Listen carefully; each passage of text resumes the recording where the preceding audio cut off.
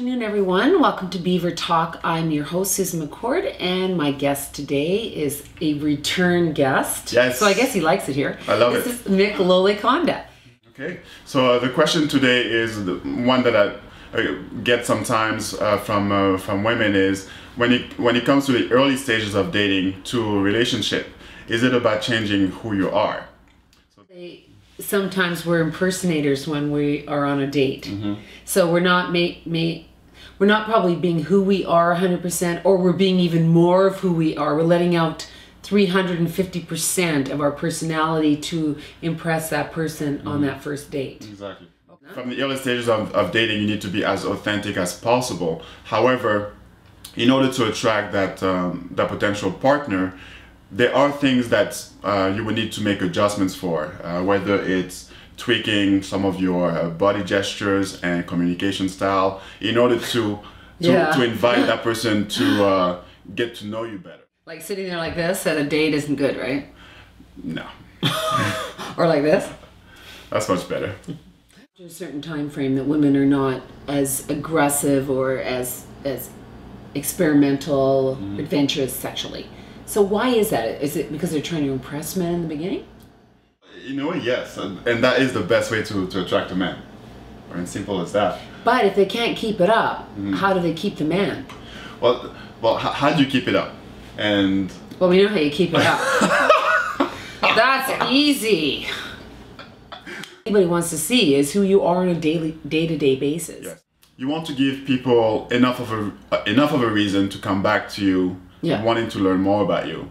So you don't necessarily need to, as they call it, just empty your bag.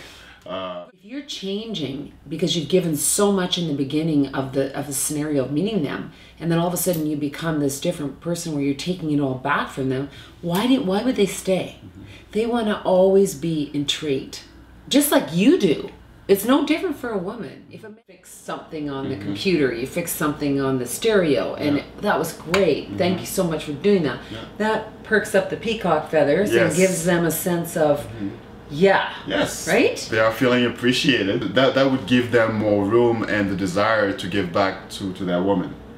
Okay. It's very strange the way it happens, but that's... They don't need a lot, is what you're saying. They don't need a lot. Appreciation, being recognized for what they're doing.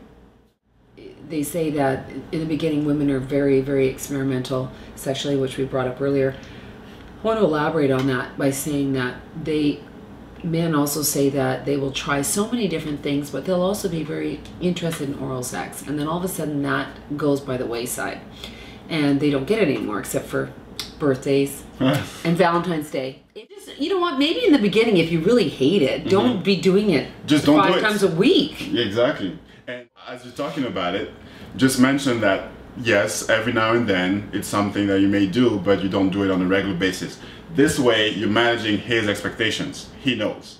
I think girls, don't put out who you are not sexually, and then expect them to say, well, what happened, or expect them not to say, well, this is what you did for 6 months, and now all of a sudden you're not doing that anymore. That's wrong. It is wrong because you're putting out a false pretense of who you really are. Exactly. Right? False advertisement. Yeah, we don't like that. And same for you guys over there, okay? If you're gonna come over to my house with a scuba tank on and a snorkel and you're not putting out, you're done. You're done.